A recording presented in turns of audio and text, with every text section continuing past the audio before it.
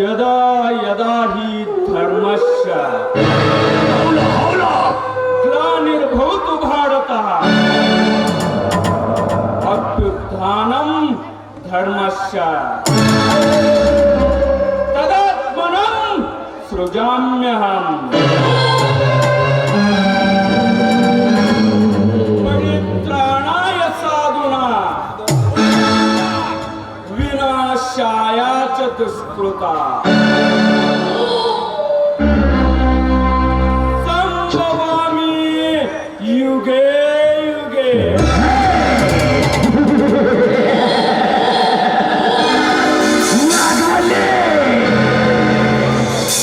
ಇದೇನಪ್ಪ ಇಂಥ ಖಳನಾಯಕನ ಬಾಯಲ್ಲಿ ಸಂಸ್ಕೃತದ ಶ್ಲೋಕ ಬರ್ತಾ ಇದೆ ಅಂತ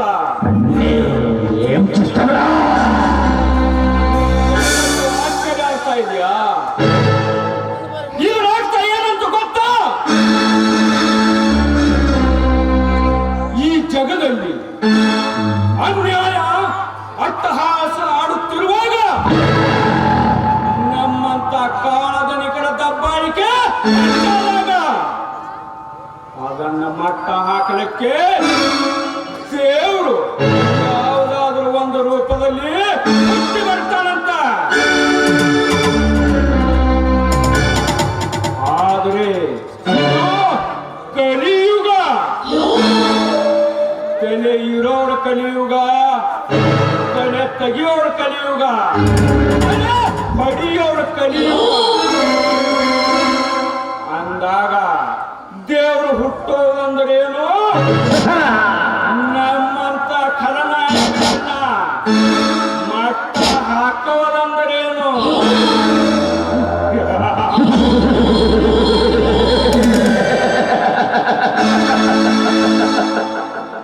5 ವರ್ಷಕ್ಕೊಮ್ಮೆ ಚುನಾವಣೆ ಬಂದರೆ ಸಾಕು,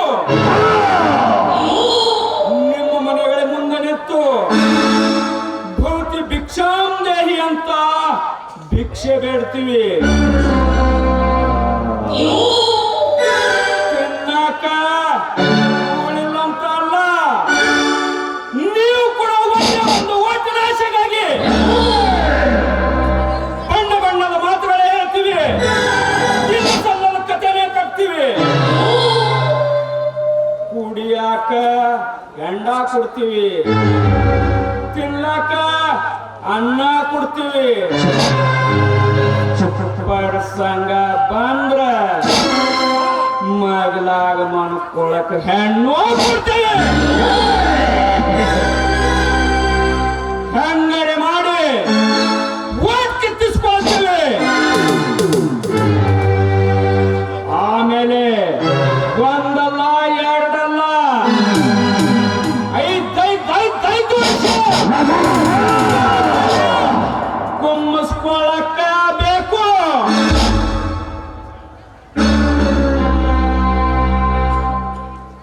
ಕೇವಲ ಒಂದು ಪಾನ ಶಾಪ ಹಾಕಿದವನು ಬೆಳಗಾಗೋದ್ರ ಒಳಗಡೆ ನೋಡಿದ್ದುದು 200 ಆಗಬೇಕಂತ ಆಸೆ ಪಡ್ತಾನೆ. ಇದೇ ಈ ನಿಮ್ಮ ಮೋತಿಯನ್ನೇ ನಂಬಿಕೊಂಡು ಓಟಿಗೆ 500,000 ಹಂಚಿದನಲ್ಲ. ಈ ಭೂಮಿ ಮೇಲೆ ಒಂದು ಬೀಜ ಬಿತ್ತಿರುವ ರೈತ ಒಂದು ತೆನೆಗೆ ಆಸೆ ಪಡ್ತಾನೆ. ಅಂದ ಮೇಲೆ ನಾವು ಆಸೆ ಪಡುವುದರಲ್ಲಿ ತಪ್ಪ?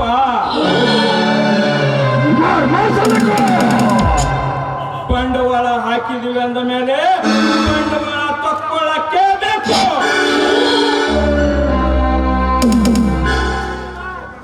ಸರ್ಕಾರಿ ಶಾಲೆ ಮಾಡಿ ಕೊಡ್ರಿ, ಊರಲ್ಲಿ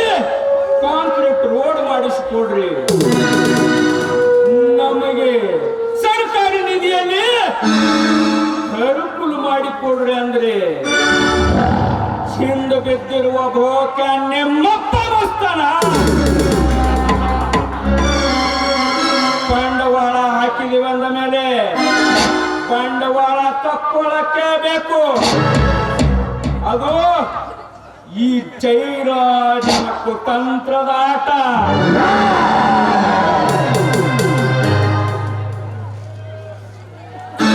ದುಡ್ಡಿನಲ್ಲಿ ದೊಡ್ಡವ ಈ ಜೈರ, ಸೊಕ್ಕಿನಲ್ಲಿ ದೊಡ್ಡವ ಈ ಜೈರ. ಜಯನ ಮುಂದೆ ಇಟ್ಟುಕೊಂಡು ಹುಟ್ಟಿದವನೇ ಈ ಜೈರ. ಅಂದಾಗ ಈ ನಮ್ಮ ರೈತರ ಸಲುವಾಗಿ ನನ್ನ ಸ್ವಂತ 300 ಎಕರೆ ಜಮೀನಿನಲ್ಲಿ ಒಂದು ಶುಗರ್ ಫ್ಯಾಕ್ಟರಿಯನ್ನು ಕಟ್ಟಬೇಕಾದರೆ ಆ ಬಡ ಭಿಕಾರಿ ಅರ್ಜುನನ 3 ಎಕರೆ ಜಮೀನು ಅದಕ್ಕೆ ಅಡ್ಡವಾಗಿ ಇದೆಯಲ್ಲ, ಅದನ್ನು ಪಡೆದುಕೊಳ್ಳಕ್ಕ ಹೋದಾಗ ನನ್ನ ಆಳಗಳಿಗೆ ದಬಾಯಿಸಿ ನನಗೆ ಸವಾಲು ಹಾಕಿ ಹೋಗಿರುವ ಅರ್ಜುನ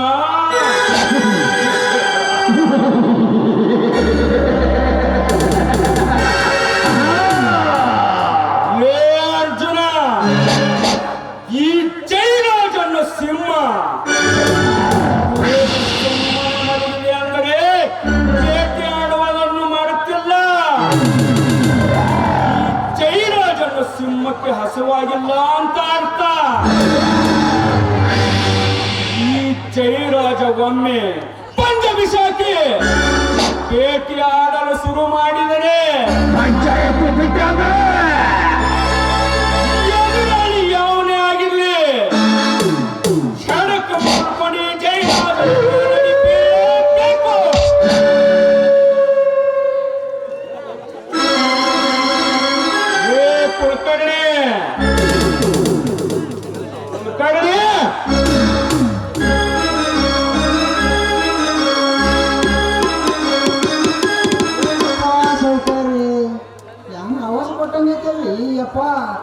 ಕುಲಕರ್ಣಿ ನಮ್ಮ ಆಳುಗಳಿಗೆ ದಬಾಯಿಸಿ ನನಗೆ ಸೊಕ್ಕಿನಿಂದ ಸವಾಲು ಹಾಕಿ ಹೋಗಿರುವ ಭಂಡ ಬಡ್ಡಿಯ ಮಗ ಅರ್ಜುನ ಸೌಕಾರೆ. ಈ ಕಾಡಿಗೆ ರಾಜನಾದ ನಿಮ್ಮ ಸಿಂಹ ಗರ್ಜನ ನೋಡಿ ಬೆಚ್ಚಿ ಬಿದ್ದಿರ್ಬೇಕ್ರಿ ಆ ಮಗ. ಯಥೋಚಿತ ಬಂದ ಪುಣ್ಯಿಂದ ನಿಮಗೆ ಸವಾಲ್ರಿ. ಈ ಮಗನಿಗೆ ಹೊಸಿಗೆ ಹಾಕಿದ್ರೆ ಐತ್ರಿ ಅಪ್ಪ. ಏ ಕುಲಕರ್ಣಿ, ಈ ಜೈರಾಜನ ಸಿಂಹನ ಎದುರಾಗಿ ನಿಂತಿರುವ ಒಂದು ಗಂಡನ ಕಾಲ ಅಷ್ಟು ಸರಿಸಾಗಿ ಹೊಸಿಕೆ ಹಾಕಬಹುದು. ನನ್ನ ಆಳುಗಳ ಮುಖಾಂತರ ಅವನನ್ನು ಎಲ್ಲ ತಂದು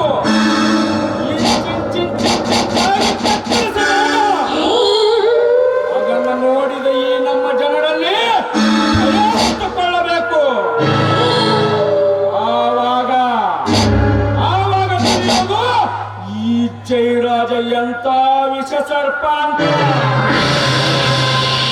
ಆಮೇಲೆ ನಮ್ಮ ತಂಟೆಗೆ ಯಾರು ಬರುವುದಿಲ್ಲ ಗೊತ್ತಾ?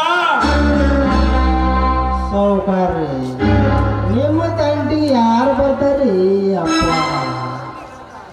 ಆ ನೋಡ್ರಿ ಅರ್ಜುನನ ಕತೆ ಆ ಕೊಟ್ಟಿಗೆಯಲ್ಲಿ ನಿಂತಂಗ ಆಗ್ಯಾದ್ರಿ ಅಪ್ಪ. ಅದಕ್ಕೆ ಹಿರಿಯರೊಂದು ಮಾತಂದು ಹೇಳ್ತಾರ್ರಿ, ಸ್ವಕ್ಕಿದ್ದ ಮನುಷ್ಯ ಹಗ್ಗ ಬಿಚ್ಚುದು ಎಮ್ಮೆ, ಹೆಚ್ಚು ದಿನ ಬದುಕುದಿಲ್ಲ ಅಂತಾರ್ರಿ. ಎಂತವ್ರು ನೋಡಿ ಹೇಳಿರ್ಬೇಕ್ರಿ ಮಗ. ಏ ಕುಲಕರ್ಣಿ, ಸ್ವಚ್ಛ ಹೆಚ್ಚಾಗಿದೆ ಅಂದ ಮಾತ್ರಕ್ಕೆ ಈ ಊರಲ್ಲಿ ನನ್ನದೇ ದಡಬಾರ ಎಂದು ರಾಜ್ಯಭಾರ ಮಾಡಲು ಬಂದರೆ ಆ ಬಡಕುನ್ನಿ ಅರ್ಜುನನ್ನು ಈ ನನ್ನ ಬಂದೂಕು, ಈ ನನ್ನ ಬಂದೂಕಿನ ಒಂದೇ ಒಂದು ಬುಲೆಟ್ ಸಾಕು. ಅಧಿಕಾರಿಯನ್ನು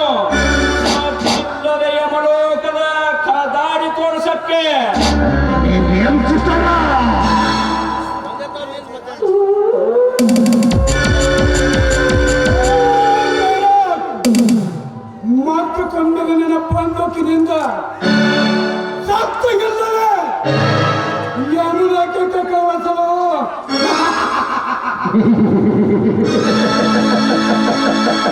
ನೀನು ಹಾಗರದ ಪಿಂಡನ್ನು ತೆಗೆದುಕೊಂಡಿದೆಯಾ ಬಗ್ಗೆ ಇದು ಕನ್ನಡ ನಾಡಿನ ಹೆಮ್ಮೆ ಪಟ್ಟುವರ್ತು ಪಿಂಡದಲ್ಲಿ ಜನಿಸಿದ ಗಟ್ಟು ಪಿಂಡ ಇದು.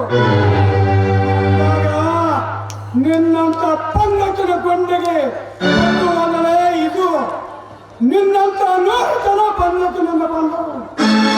ಅವರು ಜೊತೆ ಕೊಂಡಿಗನ ಪಟ ಬಿಸಿ ರಕ್ತವನ್ನು ಕುಡಿಯಲು ಬಂದ ಕಂಡು ಹೊರೆಯವನು ಅರ್ಜುನ ಹುಷಾರ್ ಹುಷಾರ್.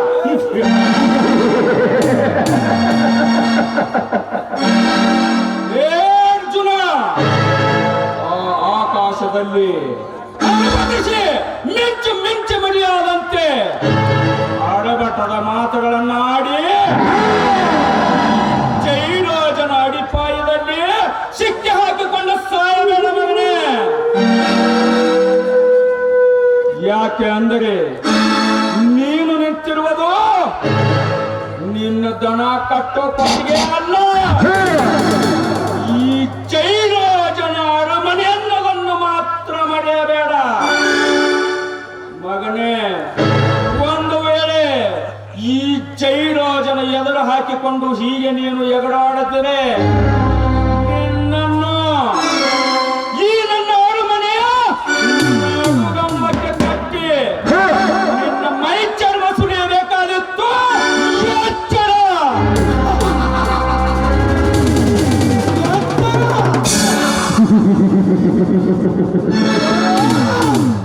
ನನ್ನ ಮೈಯ ಚರ್ಮ ಸುರಿಯಲು ಇವನೇನು ನೀನು ಸಾಕಿದ ಕುರಿಮರಿಯನ್ನು ಪಡೆದಿದೆಯಾ?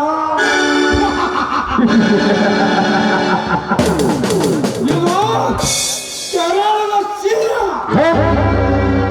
ಹಂಗಾದ ನಿಮ್ಮಂತ ಮದ ತಂಡದ ಮತ್ತಗಳನ್ನು ಬೆನ್ನು ಹತ್ತಿ ಬೇಟೆಯಾಡಿ ನಿಮ್ಮ ಹಸಿದ ಮಾಂಸವನ್ನು ಹರಿದ ತಿನ್ನಲು ಬಂದ ಹಸಿರು ಹೆಪ್ಪುಲಿ.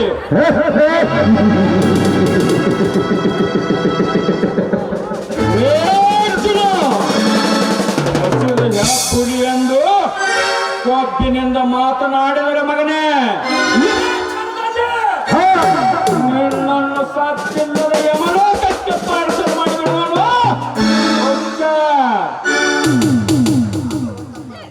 ಅಲ್ಲೋ ತಮ್ಮ ಅರ್ಜುನ, ಅಬ್ಬರಿಸಿ ಹೊಯ್ದು ಮಳೆ ಅಲ್ಲಂತ, ಗಬ್ಬಾಗದಿದ್ದು ದನ ಅಲ್ಲ ಅಂತ. ಈ ಎಲ್ಲ ಗಬ್ಬ ಅಲ್ಲಾಗತ್ತವ ಏನು ಚಿಂತೆ ಮಾಡ್ಬೇಡ. ಅದಕ್ಕೆ ಏನೈತೆ ಅಂತ ಹೇಳಪ್ಪ, ಆಮೇಲೆ ವಿಚಾರ ಮಾಡೋಣ.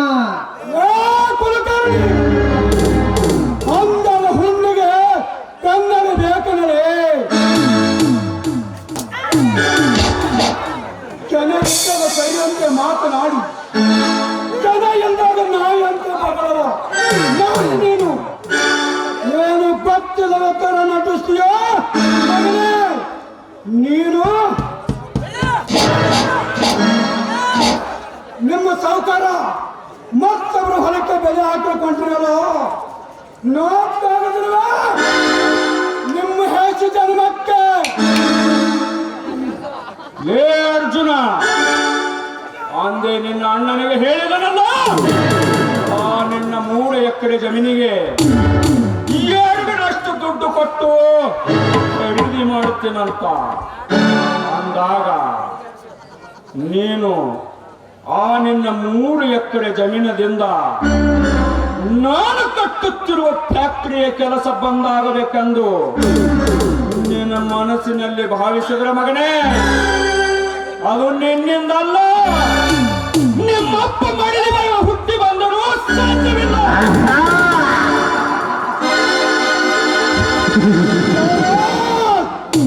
ಅಪ್ಪಾಲ 3 ಎಕರೆ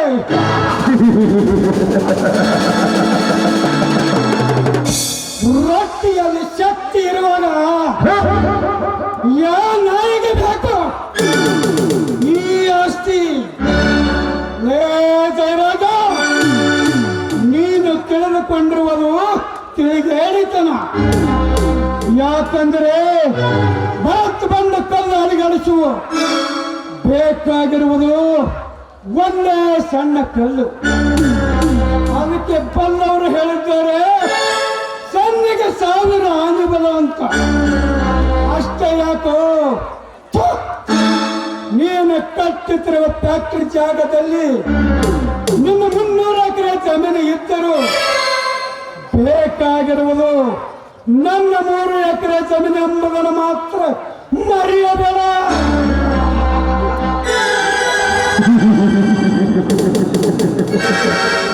ಅರ್ಜುನ ಅದನ್ನ ಅರಿತುತ್ತಾನೆ. ನಿನ್ನ 3 ಎಕರೆ ಜಮೀನಿಗೆ ಬೇಲಿ ಹಾಕಿರುವುದು ನೋಡ ಅರ್ಜುನ, ಇನ್ನು ಕಾಲ ಮಿಂಚಿಲ್ಲ. ಕೇಳು, ನಿನಗೆ ಎಷ್ಟು ಹಣ ಬೇಕು ಕೇಳು, ಅದನ್ನು ಕೊಟ್ಟು ಖರೀದಿಸುತ್ತೇನೆ. ಆದರೆ ಆ ನಿನ್ನ 3 ಎಕರೆ ಜಮೀನು ಕೊಡುವುದಿಲ್ಲ ಅಂತ ಮಾತ್ರ ಹೇಳಬೇಡ. ಯಾಕಂದ್ರೆ ಈ ಜೈರಾಜ ಒಮ್ಮೆ ಕೈ ಇಟ್ಟಿರುವ ಹೆಣ್ಣು ಹಣ್ಣು ಹಾಗೂ ಮಣ್ಣು ಎಂದಿಗೂ ಬಿಟ್ಟವನಲ್ಲ. ಅದು ಈ ನನ್ನ ಇತಿಹಾಸದಲ್ಲೇ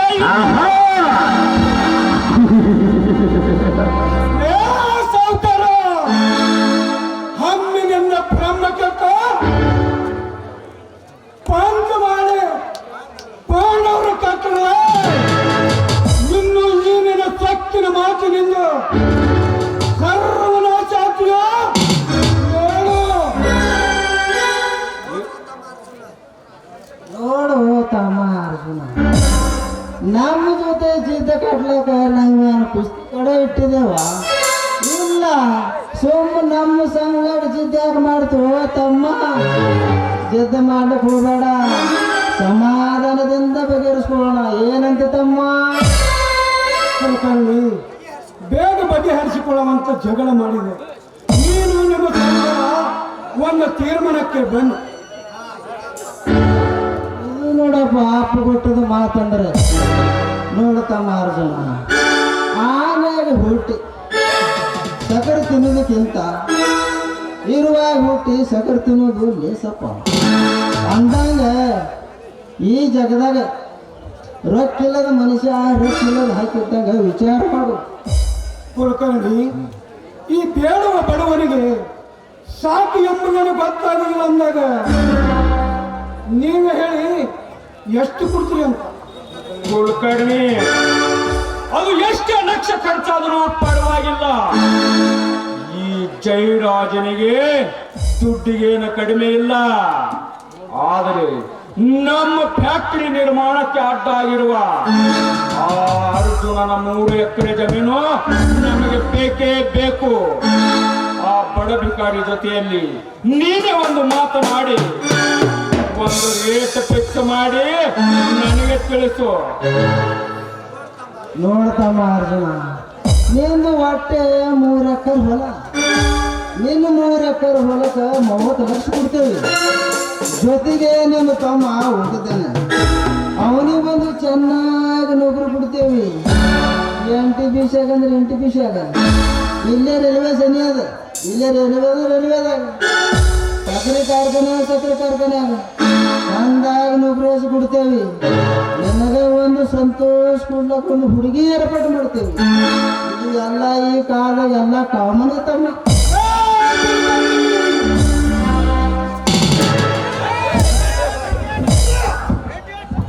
ನನ್ನ ಹೆಣ್ಣಕ್ಕೆ ಮಾರಿ ಹೊರದಿ ಹೊಲಸಿ ತಿನ್ನುವ ಕೆಲಸ ಮಾಡಲ್ಲ ಈ ಅನ್ನದಾತ. ನಿನ್ನನ್ನು ಸರಿ ಹಲಕಟ್ಟು ಮಾತನ್ನು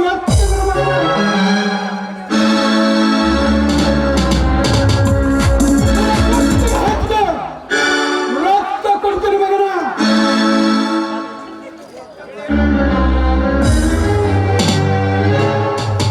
ತಮ್ಮ ಮುದುಗ ಮನುಷ್ಯ ಇದು ತಮ್ಮ, ಸಾಟಿಗೆ ಬಿದ್ದು ನಾಟಿಗೆ ಮಾತಾಡಿರ್ಬೇಕು.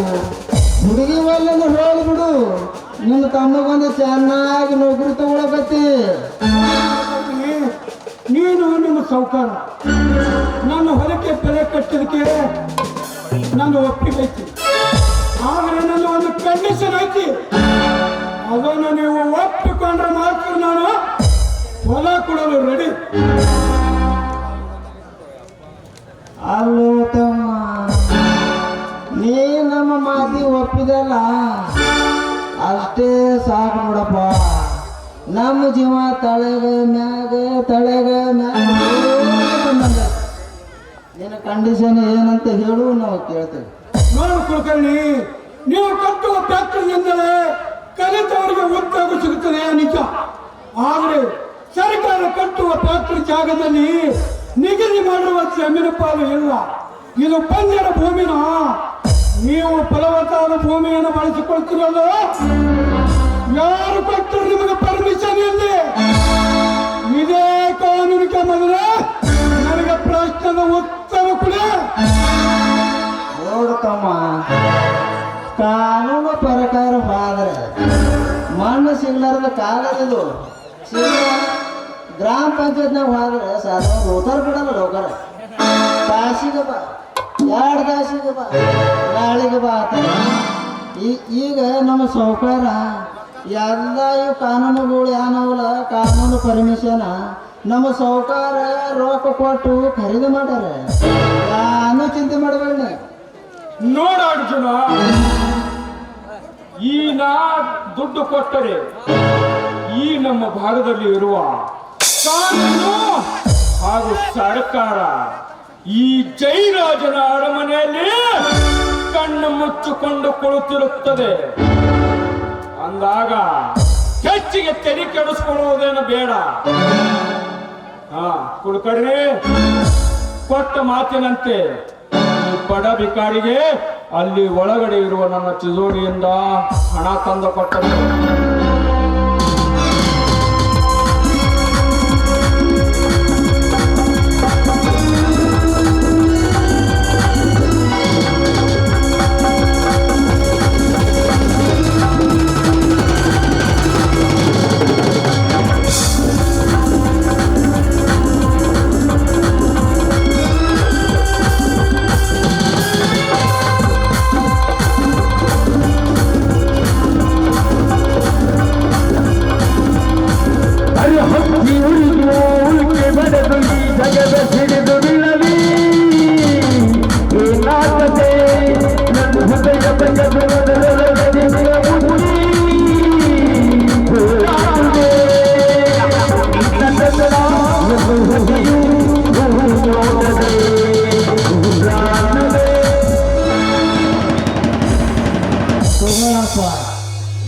ಇದರಾಗ ಒಟ್ಟು 30 ಲಕ್ಷ ರೂಪಾಯಿ ಕರೆಕ್ಟವಾಗಿ ಎಣಿಸ್ಕೋ. ನಾನು ಭಾಳ ಡೇಂಜರ್ ಮನುಷ್ಯ ಇದ್ದ. ಮತ್ತೆ ಒಳಗಿಂದು ತಗೊಂಡದಿಂದಿ ಇದು ಕರೆಕ್ಟವಾಗಿ ಎಣಿಸ್ಕೊಂಡು.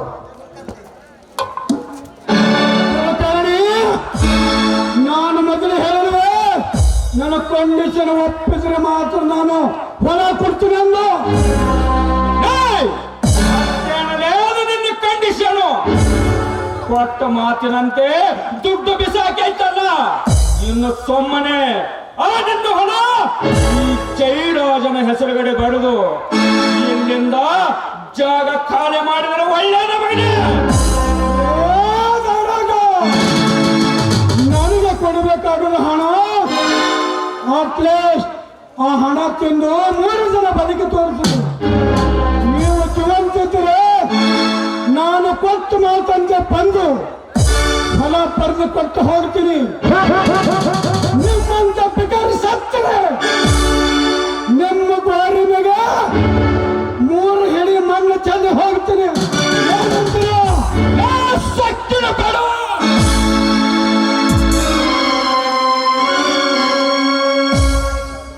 ದುಡ್ಡು ತಿಂದು ಬದುಕಲಿಕ್ಕೆ ನಮ್ಮನ್ನೇನು ಬೀದಿಯಲ್ಲಿ ತಿರುಗಾಡುವ ಹೊಲಸು ತಿನ್ನುವ ಹಂಗೆ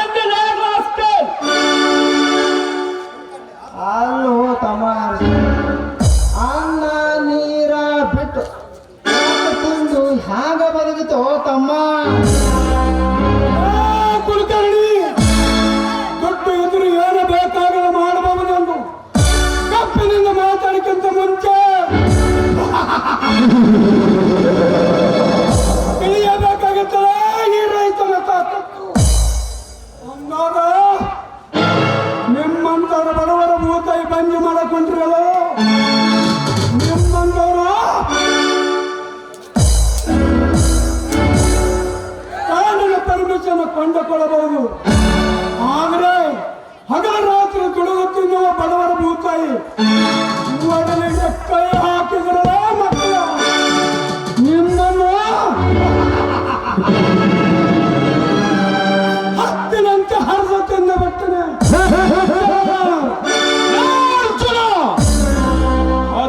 ಆಸ್ತಿ ಹರದ ತಿನ್ನಲು ಬಂದರೆ ಮಗನೇ, ಈಗಲೇ ಈ ನಿನ್ನ ಕೊಪ್ಪಿದ ದೇಹವನ್ನು ತುಂಡು ತುಂಡಾಗಿ ಕತ್ತರಿಸಿ ನಾನು ಬೆಳೆಸಿರುವ ಕುರಿಯಂತ ನಾಯಿಗಳಿಗೆ ಮಾಂಸನ್ನಾಗಿ ಹೋಗುತ್ತೀಯಾ?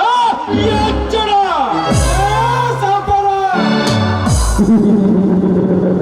ಒಪ್ಪದ ಮನಸ್ಸಿನಿಂದ ಎದೆ ಒಪ್ಪಿಸಿಕೊಂಡು ಬಂದಿದ್ದಾರೆ. ನಿಜವಾದ ನನ್ನ ಹೊಲದಲ್ಲಿ ಬೆಳೆಯುವ ಕಸದಂತೆ ಕೆತ್ತಿ ಹಾಕಿ ವಸಿಗೆ ಹಾಕಬಲ್ಲೆ.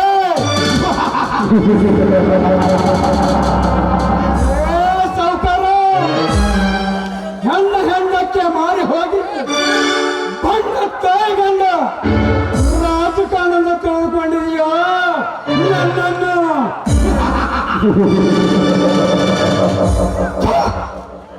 ಬಡ ಬೇಕಾರಿ ನನ್ನ ಮಕ್ಕಳ, ನಿಮ್ಮ ಜನ್ಮಕ್ಕೆ ಬೆಂಕಿ ಹಾಕ. ಇವನು ನೇಗಿಲಿಗಾಗಿ ನಿಮ್ಮ ಜನ್ಮಕ್ಕೆ ಬೆಂಕಿ ಹಾಕ. ಅರ್ಜುನ, ಈ ನಿನ್ನ ಮೂರ್ಖತನದ ಮಾತುಗಳನ್ನ ಕೇಳಿ ನಡೆಯಕ್ಕೆ ಇದೇನು ಧರ್ಮಯುಗವಲ್ಲ, ಇದು ಕಲಿಯುಗ. ಈ ಕಲಿಯುಗದಲ್ಲಿ ದುಡ್ಡು ಹೊಂದಿದ್ದರೆ ಸಾಕು, ನಿನ್ನಂತ ನೂರಾರು ಹಂದಿ ಪೀಳಿಗೆಗಳನ್ನು ಜೈರಾಜ ತನ್ನ ಮನ ಬಂದಂತೆ ಕುಣಿಸಬಲ್ಲ. ಅಂದಾಗ ಅಡುಪಟತನದಿಂದ ದೊಡ್ಡ ದೊಡ್ಡ ಮಾತುಗಳನ್ನಾಡಿ ತೊಟ್ಟಿಯಲ್ಲಿ ಬೀಳುವ ಕುಡಿಯ ಬಡಿಯಾಗಬಲ್ಲದ.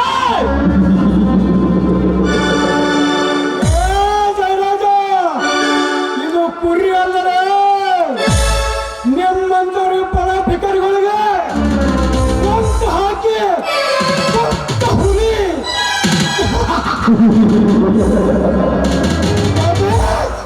ಟೈಗರ್ ಹುಲಿ,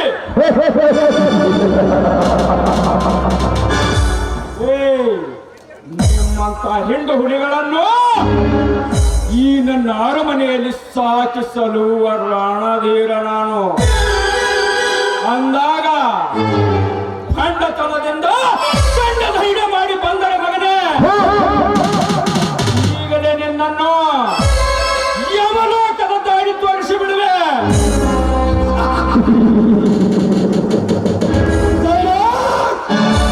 ಹಾಗಂದ ಮಾತ್ರಕ್ಕೆ ಶೇಳಿಗೆ ಬಿದ್ದರೆ ಜೀವ ಹೋದ್ರು ಹಿಂದಕ್ಕೆ ತರುವುದಿಲ್ಲ. ಈ ಪರತತ್ವದ ಹಂತಕ ಅರ್ಜುನೆಂಬುದನ್ನು ಮಾತ್ರ ಮರೆಯಬೇಡ. ಅಲ್ಲೋ ತಮ್ಮ ಅರ್ಜುನ, ಒಂದ್ ತಾಸ ಅಂತ ನೋಡ್ಲಾಗತ್ತಿದೆ, ಯಾಟ ಬಡ ಬಡ ಮಾಡ್ಲಾಗತ್ತಿದೆಯಪ್ಪ. ಸಮಾಧಾನ ಮಾಡ್ಕೊಳ್ಬಾಪ, ಸಮಾಧಾನ ಮಾಡ್ಕೋ. ನಿನಗೊಂದು ಮುತ್ತಿನಂತ ಮಾತು ಹೇಳ್ತೀನಿ, ಕೇಳು. ನೀನು ನನಗೆ ಕೊಡಬೇಕಾದ ಹಣ ನಮ್ಮ ಹೊಲದಲ್ಲಿ ಬೆಳೆಯುವ ಕರಿಕಿ ಪತ್ರಿ ಸಮಾನರೇ. ಕುಲಕರ್ಣಿ, ನಿನಗೊಂದು ಇನ್ನೊಂದು ಸರಿ ಹೇಳ್ತೀನಿ ಕೇಳು. ಇನ್ನೊಂದು ಸರಿ ನನ್ನ ಪೂರ್ತ ವಿಷಯಕ್ಕೆ ಹತ್ತು ಬಂದ್ರ ಮಕ್ಕಳ ಬೀಸುವ ಗೋಳಿಯ ಮೇಲೆ, ಉದಯಿಸುವ ಸೂರ್ಯನ ಮೇಲೆ, ಜನ್ಮ ಕೊಟ್ಟ ನನ್ನ ತಾಯಿ ಮೇಲೆ ಆನೆಟ್ಟು ಹೇಳ್ತೀನಿ ಧೈರ್ಯ. ನಿನ್ನ ತಾಯಿಯ ಗರ್ಭದಲ್ಲಿ ಅಡುತ್ತಿದ್ದರೂ ಸರಿ, ಮಗನ ನಿನ್ನ ಯಾರನ್ನು ನಮ್ಮೂರಿನ ಅಗಸಿಗೆ ಬಾಗಿಲಿಗೆ ಕಟ್ಟದಿದ್ದರೆ ನನ್ನ ಹೆಸರು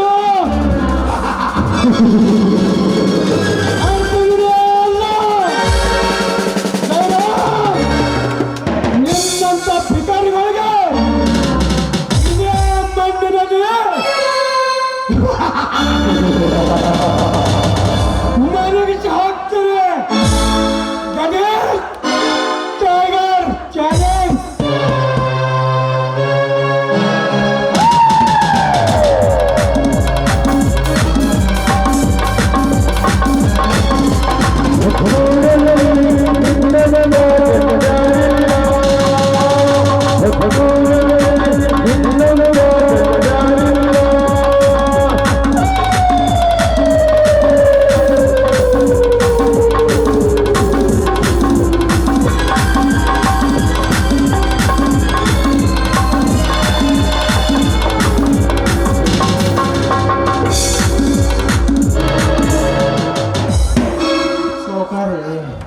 ಯಪ್ಪ ಯಪ್ಪ ಯಪ್ಪ ಯಪ್ಪ ಯಾನಾದ್ರಿ ಆ ಮಗ ಮಣ್ಣಾಗ ಮುಚ್ಚಿಬಿಡ್ತಾನಂತ್ರಿ ಆ ಮಗ. ನಮಗೆ ನಾ ಫುಟ್ಪಾತ್ನಲ್ಲಿ ಹೆಣಗಿನ ಕಂಡಾಗ ಅಂದ್ರೆ ಸುಳಿ ಮಗ. ಕುಲ್ಕರ್ಣಿ, ಮೊದಲೇ ಆ ಬಡ ಭಿಕಾರಿ ನನ್ನ ಮಗ ನನ್ನ ನೆತ್ತಿಯನ್ನು ಖರಾಬ ಮಾಡಿದ್ದಾನೆ. ಅದನ್ನು ನೀನು ಮತ್ತಷ್ಟು ಕೇಳಕ ಬರಬೇಡ.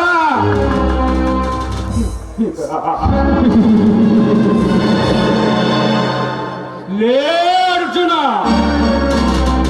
ಅಂದು ಕೌರವರು ಪಾಂಡವರ ಶೇಡಿಗಾಗಿ ರಣರಂಗದಲ್ಲಿ ನನ್ನ ಮುತ್ತಿದರು. ಅದೇ ತರ ಈ ನಿನ್ನ ಶೇಡಿಗಾಗಿ ಒಂದು ಮುಹೂರ್ತವನ್ನು ಇಟ್ಟು ನಿನ್ನ ಇಡೀ ಮನತನವನ್ನೇ ಸರ್ವನಾಶ ಮಾಡುವವರೆಗೂ ಈ ಜಯರಾಜನಿಗೆ ಸಮಾಧಾನವೇ ಇಲ್ಲ.